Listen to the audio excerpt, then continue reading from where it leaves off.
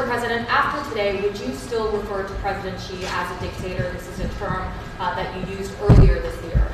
Well, look, he is. I mean, he's a dictator in the sense that he is the guy who runs a country that is a communist country that is based on a form of government totally different than ours.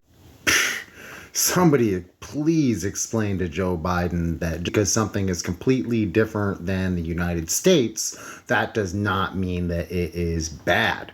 In fact, quite the opposite could be true. It could even be better. And neither socialism or communism equals dictator. Anyways, China has an actual system of government with different branches and checks and balances and all sorts of things. Let's take a look at it. Chinese democracy at the community level.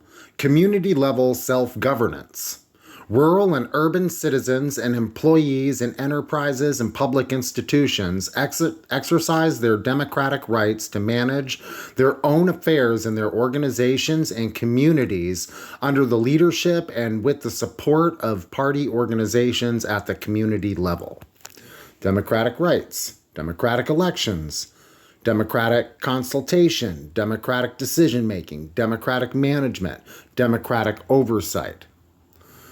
Composed of, and this is in 2020, so like some of the numbers are much higher now. Like there it says trade union members, which trade unions actually make up a part of the government. So there it says 2,809,000. Now it's well over 3 million.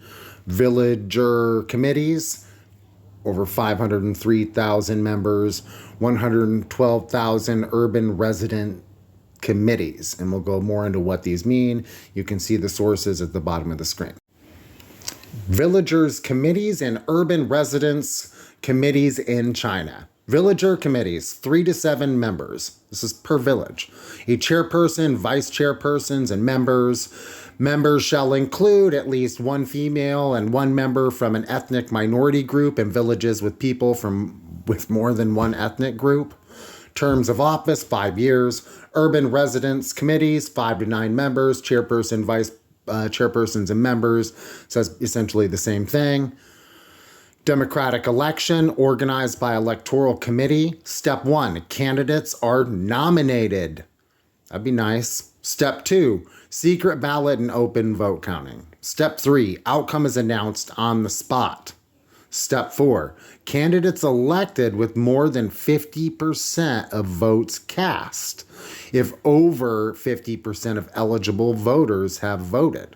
Wouldn't that be nice if less than 50% of eligible voters failed to come to vote? Then they would not, proceed. That person would lose. That would be great, right?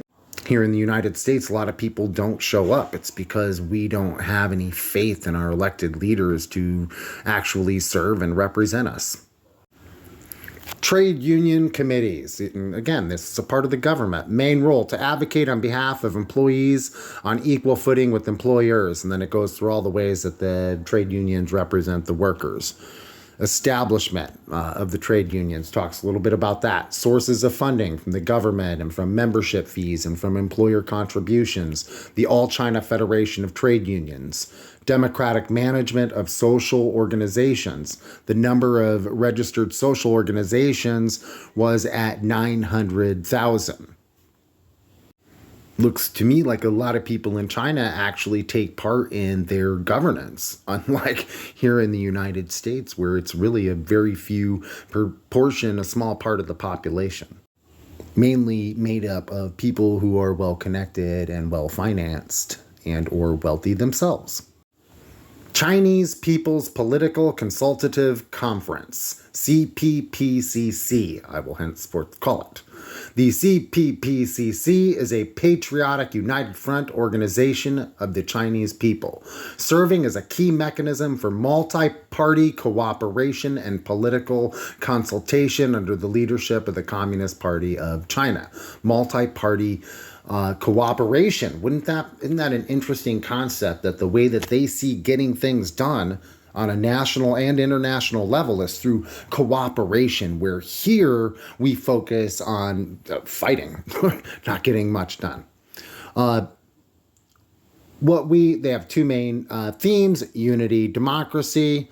Its main functions: political consultation, democratic supervision, participation in the deliberation of state affairs.